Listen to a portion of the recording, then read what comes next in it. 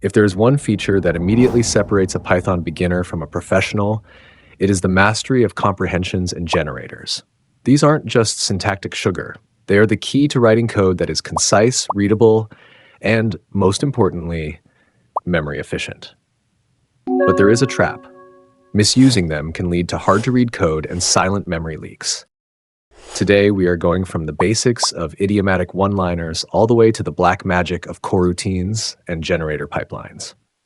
Before we start optimizing your code, if you want to optimize your career, join our Discord server. We have a channel dedicated to code reviews where you can post your comprehensions and get feedback from senior devs. It's the fastest way to learn. Link is in the description. Let's start with Phase 1.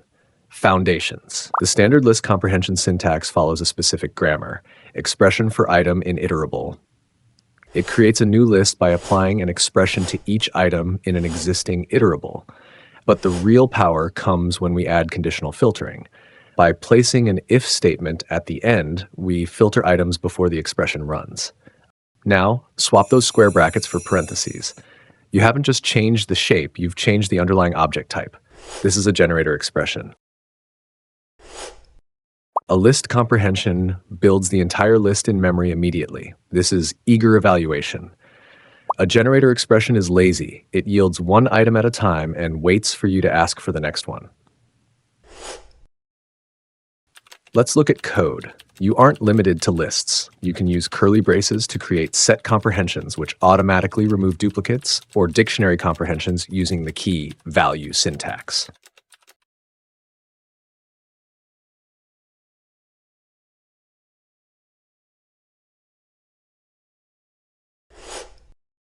A common point of confusion is the ternary operator. If you want to filter items out, the if goes at the end. But if you want to keep the item but change its value based on a condition, like replacing none with 0, you use the if-else structure before the for keyword. Let's move to Phase 2, intermediate patterns. What happens when you need to flatten a list of lists? The syntax for nested loops in comprehensions often confuses people. The rule is, read it exactly like you would write nested for loops in standard code.